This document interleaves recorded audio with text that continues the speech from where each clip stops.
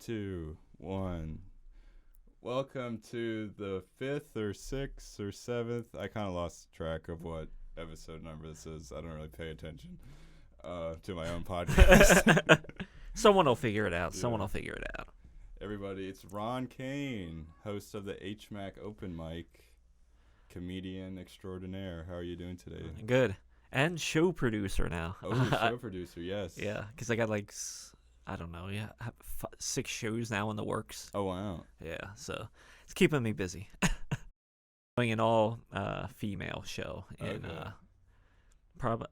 in York in May. Okay, nice. But I'm not going to bill it as like female comics. It's just going to be a comedy show, and it just happens to be women. Okay, sweet. Yeah, because I just get tired of seeing like some of these shows where they're like, oh, it's all female. It's like, what's it matter as long as they're funny? Yeah. I just want people that's funny.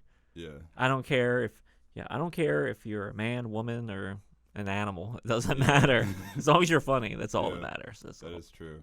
Yeah. Jerry Seinfeld said something similar to that. He's like, funny's funny. Yeah. I don't care if you're a girl or a boy, just be funny. I would like to see Jerry Seinfeld just do a dirty set. Yeah. Do you ever listen to the Pete Holmes his podcast? I've heard it. I haven't like sat down to listen. He does like one thing he does is like dirty Brian Regan. Yeah. He's like, the one in the sky's the fucking sun. Yeah. Yeah, Brian. Yeah, I can see that because apparently Brian Regan's supposed to be very. Yeah, he's very clean. Yeah, The but Mormons like he's him a very lot. dirty when he's not on stage. Yeah. Yeah. He's not like a Bob Saget, where Bob Saget's very nice on TV. Yeah. And he's like the dirtiest human being alive off stage. Yep. Yeah.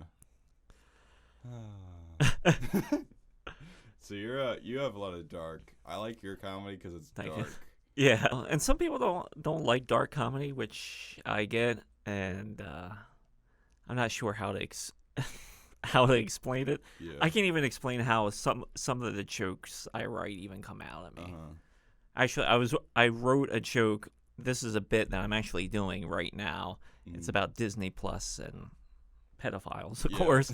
And the first time around, when I actually first wrote it in my notebook, and the first joke I came up with is like I wrote it, and I read it back, and I was like, Jesus, did I write that? That came out. It was really dark. Yeah. But I never write with the intent to shock. It's the scary part is it's just rattling around in my brain. Yeah. I feel like a lot of people don't like have the courage to like admit that they have like fucked up thoughts. Yeah. And like, I feel like that's why some people don't like dark humor because they're like afraid of their own thoughts. I feel like that's how or they just don't like it. I don't know. Yeah, and I kind of I know it makes people uncomfortable, but the world is an ugly place. Yeah. No matter how you cut it. I mean, there are things that happen every day that are terrible, and I figure if you can kind of make light of it, it makes me feel better. Me too, definitely. As strange as that sounds, it does. It makes me feel really good. Yeah. Me too. Like all like my jokes about me being in like the loony bin and shit, like it's kind of like cathartic. Yeah, I do love your Ted Bundy joke. Yeah. About the panties. Should I tell it so they know what I'm talking about? Yeah, please. I love it. I was watching. Oh, you do have an audience member. Ron's wife is here. I'll tell it to her and the 12 subscribers. I was watching the Ted Bundy documentary, and they said in it that he actually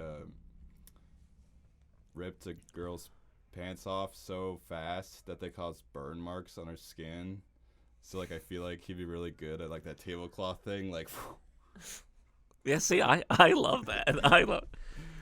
It's fucked up, but I mean, I don't know. It is fucked up, but I mean, it's fucked up for somebody just to kill women like that. That's more fucked up than telling a joke about it. Yeah. I think that's my opinion. Yeah, I feel like a lot of people today get like jump on comedians' dicks about like jokes. I feel like that aren't even that bad. you know. Yeah, I find it funny too that there, like some people they'll stay away from anything. I'm like some kind of monster. Like, Yeah. well, if he's talking about this, he has to be some kind of monster.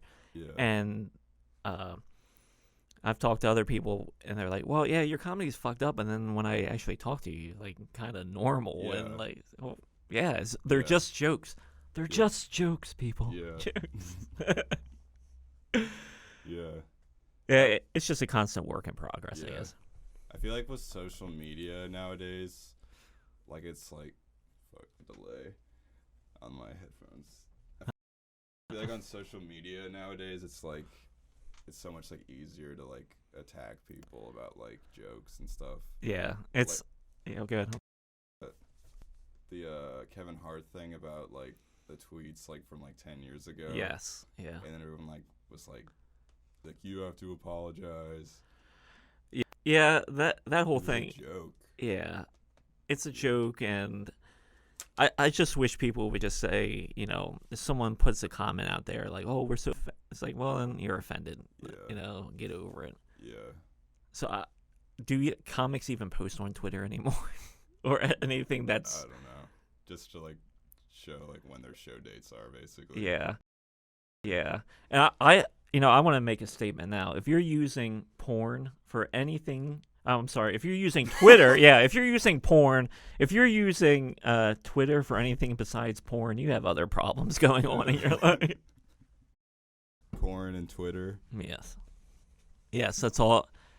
That's all I use Twitter for is porn. Like, I'll go on Twitter. I'll open it up every like once, maybe twice a week, and then all the feed is just like all these women that I'm following, and it's to the point now. It's like it's so much porn. I can't even. It's like why I'm going through my feed. I'm like it's just tits ass. It's like what am I doing? Then I close it. Tits ass, Bob Saget. Yeah. Yeah, really. We're like, hey, you know, Mark Norman's going to be in Connecticut this weekend. That's all it is. Yeah, I have a Twitter, but I've used it like twice, and I forgot.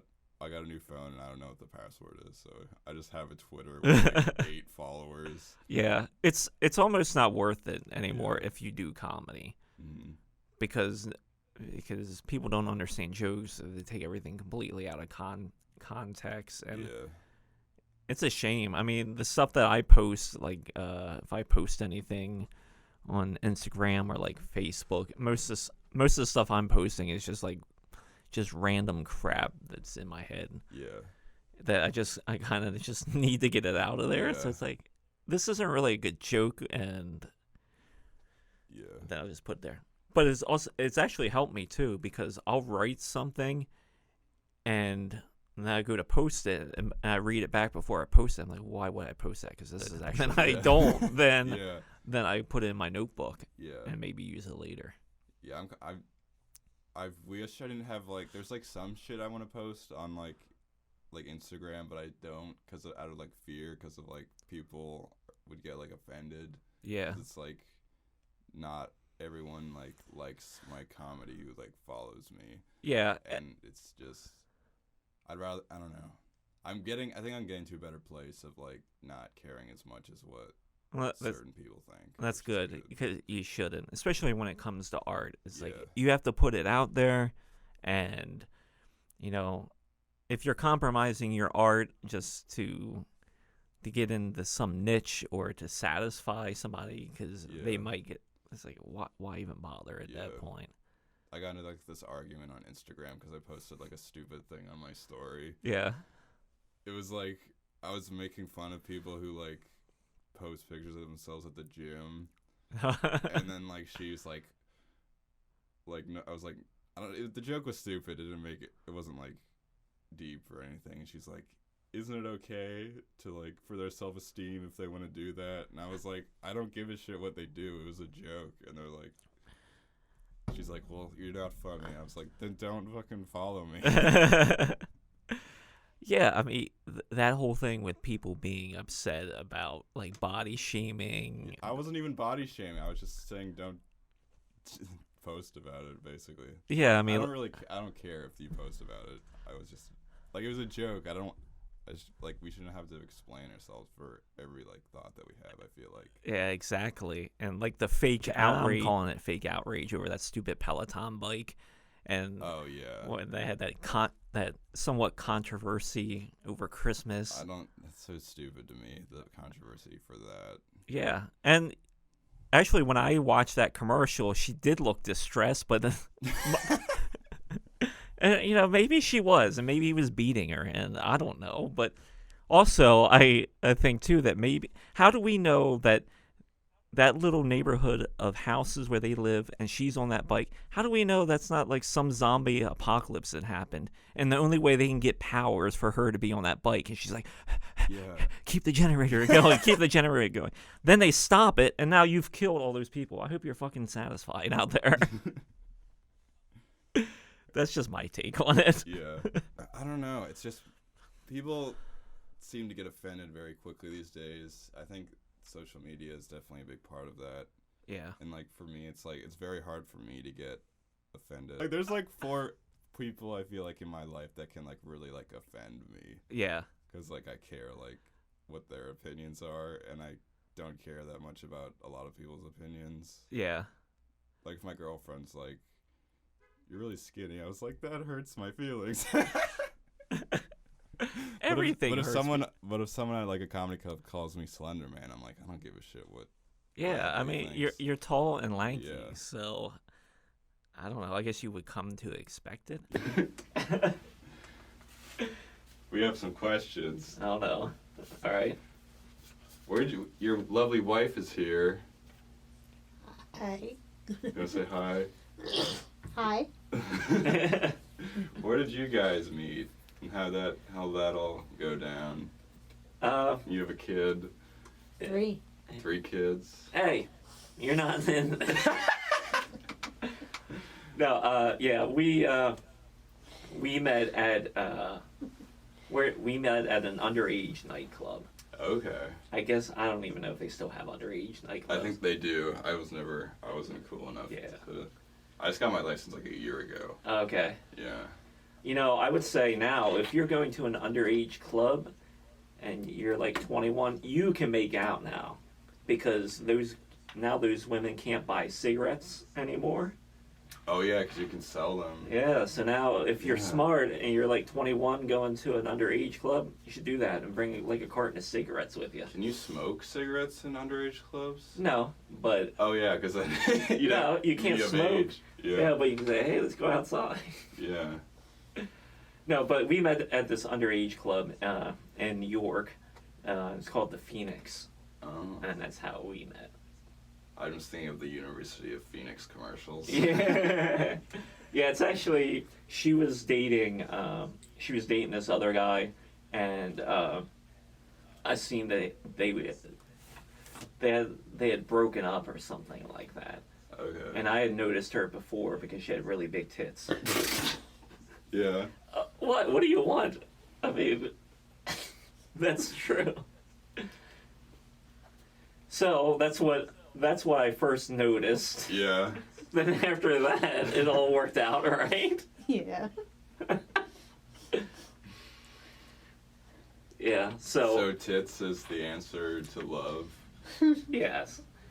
Yeah, because I mean, what else is there? I mean, do people actually say, "Oh, yes, when I first seen your mother, she was so angelic." Then I talked to her. It's like, that's bullshit. Come on. Everything starts with attraction at first. Yeah, I feel like that is true. Yeah, then you build into the rest of it.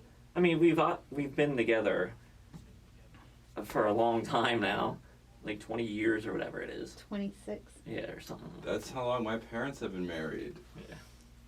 Yeah, my parents are crazy. Yeah, we'll be married 20 years in This year? Yeah, this September. Oh, yeah. Nice. Yeah, it's all me. I do most of the work, but. But yeah, so kids, that's how you meet people. You find something that you like, then you go after it, then hopefully the rest falls into place for you. Yeah. How did you go up to her? Well, that's even funnier because I was Here, I'm gonna restart the audio. Okay, go ahead. okay. So the way that happened was, she had broken up with this guy, or this guy broke up with her, and that's what. And to this day, I won't say names or anything, but to this day, I don't even know how they were dating because the guy actually sounded like Kermit the Frog. He had like a weird voice like this. Yeah. He did. He talked like that. I'm glad she never had sex with him because then I'd always. Like, it's the only thing I think of is like, how is he coming? Like, oh, I'm gonna come. It's like a weird Ray Romano / Kermit the Frog. But he had broken up with her for this other chick, and then she was like upset about it, and I just kind of went down and made my move that way. That's Okay, I like your tits. Yeah. Let's get married. Nobody wants to hear politics. So, what made you want to start doing stand-up? I had did it like years ago, just kind of like, hey, I want to try. It was like some weird contest, and of course I didn't win because I had to be really bad. I thought I was good. I didn't record it, but I probably wasn't. I mean, I got some laughs out of people, but then I just like 2.5 years ago, I was like, you know what, I'm going to do this. I guess I'm going to do this steady and give it a shot. That's like when I first did it. Yeah. It was like 2.5 years ago. And I went over to the Chameleon, was the first place I went up and did it there when they still had it like in that back room. Oh, I never was there when I had it in the back room. Yeah, and I did it, and I got some laughs, but I still have it on my phone. It was terrible. Yeah. Yeah, just listen back to it because I didn't have any. There was no pacing. There was no timing or nothing, and there was a lot of filler because I was saying like I mean. I kept saying that a lot, and I already have problems speaking enough. Just because I don't know, because the way my brain works is like there's so much going on up here, and sometimes my brain is ahead of like my motor functions. Yeah. And I do that to this day. I mean, I'll have conversations with her in my head, and I'll like say something to her, and she's like, "What are you talking about?" I'm like, "Oh," it's like, "Well, I was ahead in this conversation. Now I gotta go back." But yeah, that was the first time. It was terrible. What would you want to come back then? Because my first time, I think I did okay, but looking back, it wasn't that good. Yes. It just I felt like a rush. Yeah. And I was like, oh, I want to keep chasing that feeling of. Yeah, there's a little bit of that, and I wanted to get better too. Yeah. Like I'm not sure where this ride is going to take me in the end, but I'm gonna ride it as hard as I can and see what happens. Me too. Yeah. Ride or die comedy. Exactly. People. Yeah, because since I started late, like I tell people, I started late, so like for me, my foot is on the gas all the time. We're back. Yes. Ron's wife peed. Thanks. It was a good pee too. It was. Good peas are. Hard to find. Yes. I think there was a joke somewhere. It's like having a good pee is better than coming sometimes. Yeah. Like if you haven't peed and you have been holding it and then you pee, it's better than coming. Yeah, there's actually I actually read something recently where there are some people that withhold pissing, that way so it'll feel like an orgasm. They actually withhold it, and you're not supposed to do that because then it fucks your bladder up. Of course. But yeah, it's like a pee-gasm or something like that. They call it. Yeah, I heard that was bad. It can give you erectile dysfunction. Yeah, you can do all sorts of stuff. Yeah. It can fuck your bladder up. ED. It can give you urinary tract infections. Yeah, Jesus. I have a great Just jerk off. Yeah, I have a great pissing story though. Yeah. It does. We were in New York, and we were in the Village, and this is probably midnight, and so it's like a Friday or Saturday night. So I mean, so it's even busier than normal down in the village. And we're just walking along the street, and right now, I think it was from the Fat Black Pussycat or whatever it's called, down in the village. But anyway, we're just walking down the street, and this woman and her friend walk up, and she gets right next to the fence. She's like, I gotta piss. And she just squats, pulls her panties down, and pisses right on the street. Yeah. Yeah, we don't get that entertainment around here too much normally. It's a good piss story. Yeah. I'm trying to think if I have any good pissing stories. Pissing while you're drunk is fun. Outside. Yeah. Yeah. Yeah, I have to say, if you're pissing outside, this is probably my favorite time of year to piss outside. Yeah. Or like when it's like super cold and you can see like the steam coming out. There we go. We are on the same page. I was thinking the same thing. It's like, that's what I love doing. I was peeing a few days ago. I was like, I was walking my dog, like in my yard. I didn't just take my dick out in like the middle of the street, there was like a patch of ice, and I just like pissed like straight in like one direction. I mean, I could see like a hole that was like making through the ice from my piss, and I was just like accomplishment. I just had like an accomplished feeling. Nice.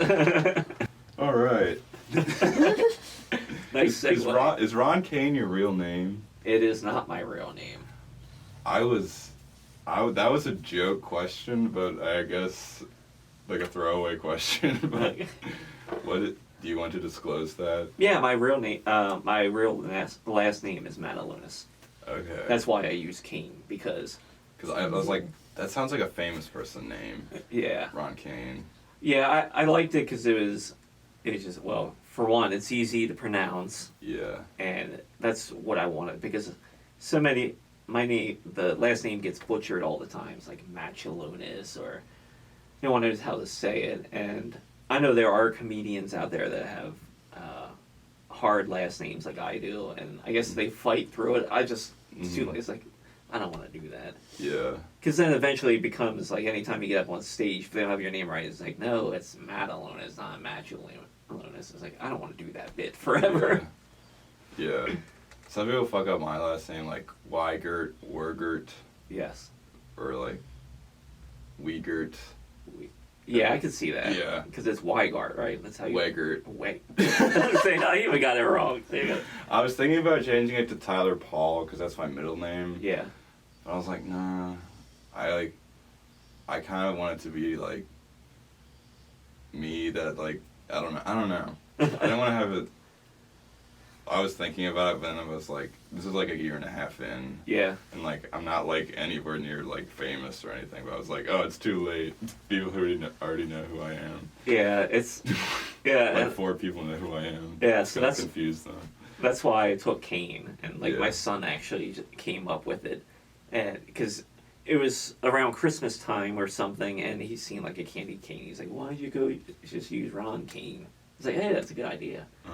Because originally I was going to go with Kane for the last name, but then I went to a mic and I was like so nervous. Because I was thinking about like all the material I was going to do. Then I wrote it out like Caine. Then I realized afterwards, like, fuck, I wrote it wrong. And it kind of just stuck. It just stuck, and I just left it. Like, good enough. Yeah. That's. There is a comedian right now that is one of my favorites. Her name is Adrienne Appalucci. Okay. Like, her last name is horrible, spelling wise. I don't even know how she probably put up with all the times it's been butchered. Yeah. But she's on the latest season of Degenerates on Netflix. Okay. And I'm not sure if you have seen it, but her set on there is like 18 minutes. And it's phenomenal. I've probably watched it 3 times. And like I told Laura, it's like, she's my comedy soulmate right there. I mean, she has like some R. Kelly jokes that are just fucking out of this world. It's like the best R. Kelly stuff I ever heard. Wow. Just the way she works it, and she does a great. Yeah, I can't stop raving about her. I can't wait to. I want to go see her live. She's probably my favorite comic right now. Wow. Yeah, I was completely impressed with her. Yeah. Because she's like dirty, she knows how to walk that line, and her jokes are just sharp like that. Mm-hmm. You should check it out. It's worth it. It's like like I said, her set's like maybe 18 minutes Okay. on there. 18 minutes. That's pretty good. Yeah, because all those sets in that Degenerates, they range from like 15 to 30 minutes, the Okay. most. But it's some solid stuff on there. I'll be sure to check it out. Yeah, for sure. Do you have anything you'd like to plug? March 21st, which is a show we're doing in Harrisburg. Yeah, La Cultra. Yeah, thank you. I remembered. La Cultra. And that has Manny, Damien's on that, Kurt Griffiths, and Brian Preston. Okay. So that should be a very solid show. I'm very excited for that show, too. Sweet. Yeah. I have a lot of stuff. It seems like me and Damien are, like, kind of connected at the hip right now. Cause Yeah. it seems like every other show I'm doing some show with him. It's kind of worked out that way. That's good. Yeah. And if you don't know who Damian Robinson is, you should check him out, too. It's funny. Make sure to check out Ron Caine on Facebook and Instagram and Twitter. Yeah, I mean, you can look me up on Twitter, but I have like 2 accounts on there. Okay. But yeah, I mean, if you like porn, yeah. Thank you, Ron, for doing the show. Thank you, I Tyler. really appreciate it. Stay tuned for more shit Yeah. coming. All right, we're ending it now. All right.